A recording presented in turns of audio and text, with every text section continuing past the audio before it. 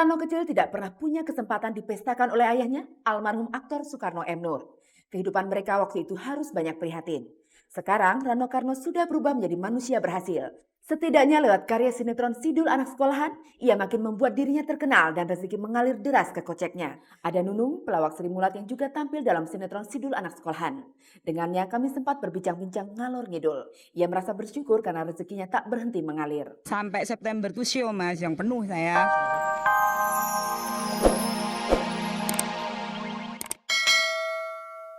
Halo, apa kabar? Inilah kabar-kabar tayangan durasi 30 menit yang hadir di saluran ini setiap Kamis dan Senin. Kami datang kepada Anda membawa kabar seputar dunia artis, selebriti, dan gaya hidup. Pemirsa, sore ini telah kami siapkan sederet sajian menarik. Antara lain, pesta sunatan anak angkat Rano Karno sebagai balas dendam masa kecilnya yang banyak prihatin. Setelah itu kami munculkan Nunung dan Maudy Kusnaidi yang berceloteh mengenai kiprah mereka sebagai bintang iklan. Sedangkan dari Surabaya, kami mengikuti Patrio yang tampil melawak di sana. Pemirsa, berbagai kabar seputar dunia artis telah kami siapkan sore ini. Dan segera saja saya mulai dengan Rano Karno yang hari Minggu lalu punya pesta setelah anaknya disunat. Raka Widyarma, bocah berusia 8 tahun ini, hari Minggu tanggal 18 lalu dipestakan oleh Rano Karno. 11 hari sebelumnya, anak angkat Rano Karno ini disunat. Setelah ia betul-betul sembuh, diselenggarakanlah pesta ini di lokasi yang biasanya untuk syuting sinetron Sidul Anak Sekolahan di daerah Cigandul, Jakarta Selatan. Pesta yang meriah dalam nuansa Betawi. Rano Karno sendiri merasa perlu menyelenggarakan kemeriahan ini. Kalau gede-gedean barangkali enggak juga sih sebetulnya.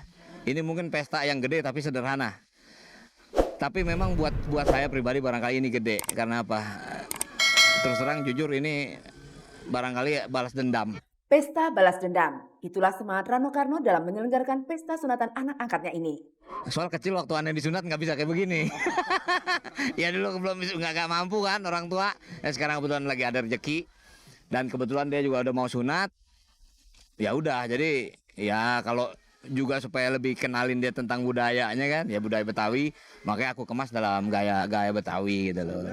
Rano kecil tidak pernah punya kesempatan dipestakan oleh ayahnya, almarhum aktor Soekarno M. Nur. Kehidupan mereka waktu itu harus banyak prihatin. Sekarang Rano Karno sudah berubah menjadi manusia berhasil. Setidaknya lewat karya sinetron Sidul Anak Sekolahan, ia makin membuat dirinya terkenal dan rezeki mengalir deras ke koceknya. Maka dengan pesta sunatan anak angkatnya ini, Rano seolah ingin menikmati masa kecilnya yang sunat tanpa pesta. Pemirsa, sebagian tamu yang hadir adalah orang-orang terkenal. Di antaranya adalah Ami Priyono. Ia adalah seniman yang beberapa tahun lebih muda dari almarhum Soekarno M. Nur, ayahanda Rano Karno. Kondisi Ami Priyono sekarang seperti ini, setelah terkena serangan stroke beberapa waktu lalu. Dulu, ia adalah laki-laki gagah dengan senyumnya yang lembut. Perjalanan hidupnya banyak dihabiskan di dunia film sebagai penata artistik dan sutradara. Juga sempat menjadi pemain film maupun sinetron. Pernah pula menjadi salah satu ketua Dewan Kesenian Jakarta. Ami Priyono yang dulu begitu gagah, sekarang kemana-mana didampingi perawat dan harus dipapah kalau berjalan. Bangun Sugito terlihat membantu Ami yang sekarang tidak berdaya secara fisik. Pemirsa, kita beralih ke tamu lainnya. Ada Nunung, pelawak Sri Mulat yang juga tampil dalam sinetron Sidul Anak Sekolahan. Dengannya kami sempat berbincang-bincang ngalor ngidul. Ia merasa bersyukur karena rezekinya tak berhenti mengalir. Sampai September tuh show mas, yang penuh saya. Show lawak gitu. Ke Medan, kemana sama Mas Tarsan, Mas Timbul. Biasanya cuma bertiga, berempat gitu. Sampai September itu alhamdulillah penuh.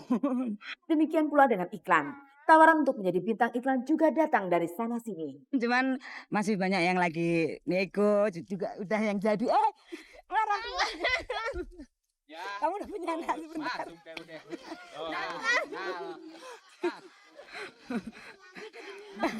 Maru itu.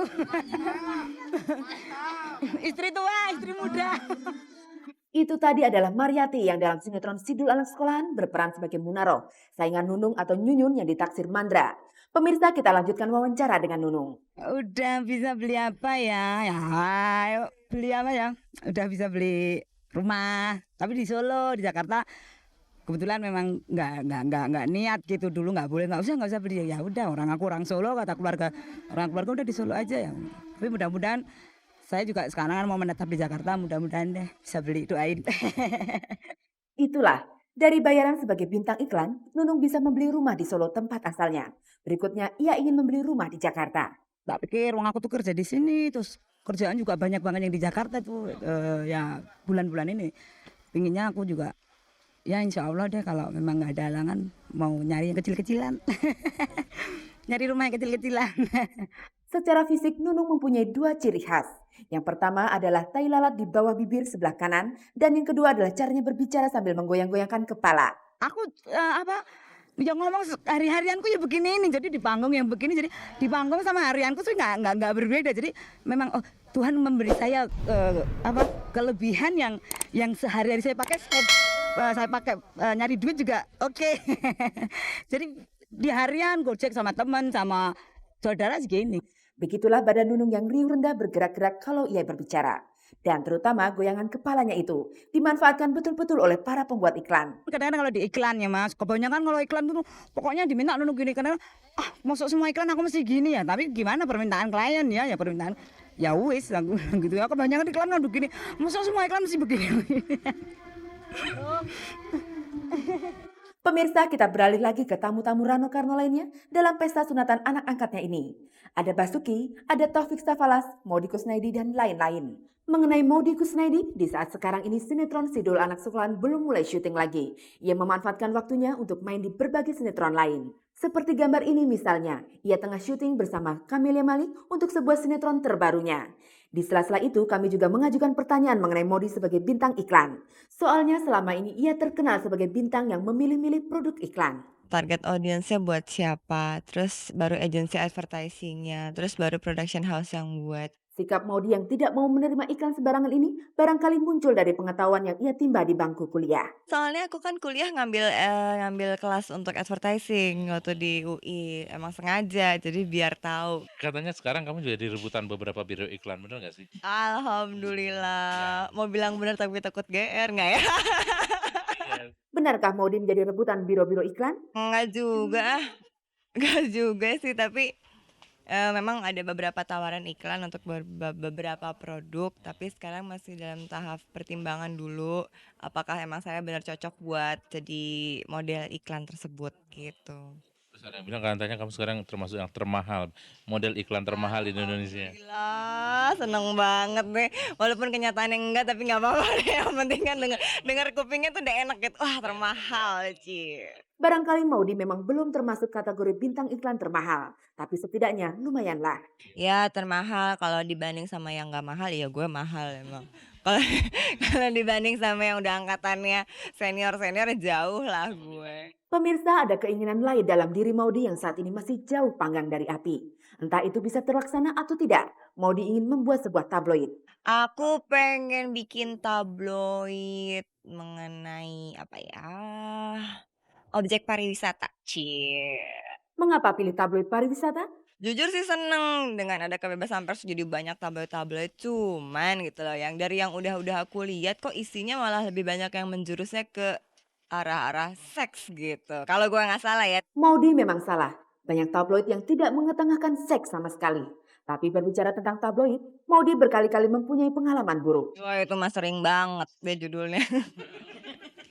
Mau ada di majalah ini masa, mau ada di ini masa, yang perasaan nggak tahu, nggak ada di wawancara, nggak pernah apa, tiba-tiba nongol aja gue bingung. Tidak diwawancarai, tapi muncul dalam pemberitaan. Meskipun begitu, Maudy sendiri sesungguhnya merasa tidak terganggu. Ya mau bagus, alhamdulillah, jelek juga alhamdulillah, yang penting kan nama gue tetap aja kebaca. Iya nggak sih? Pemirsa, masih tentang bintang sinetron yang juga bintang iklan. Kami menjumpai Indra Bruckman jauh-jauh pergi ke Surabaya untuk membicarakan sendiri atau bernegosiasi langsung dengan perusahaan yang hendak mengontraknya menjadi bintang iklan sebuah produk tertentu. Ya kebetulan kita dapat apa ya? Dapat proyek. Jadi kita ke sini sekaligus mau negosiasi tentang harganya. Udah gitu kita juga mau lihat dulu produknya, klien kita siapa gitu. Jadi aku nggak mau sembarangan terima produk. Makanya iklanku kan banyak. Indra pergi ke Surabaya bersama Sarah Judith, seorang model yang banyak muncul dalam berbagai iklan.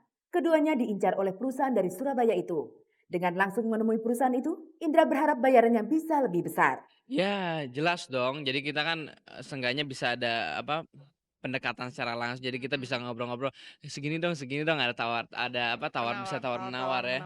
Kalian punya batasan nggak atas produk-produk apa aja yang kalian mau iklanin?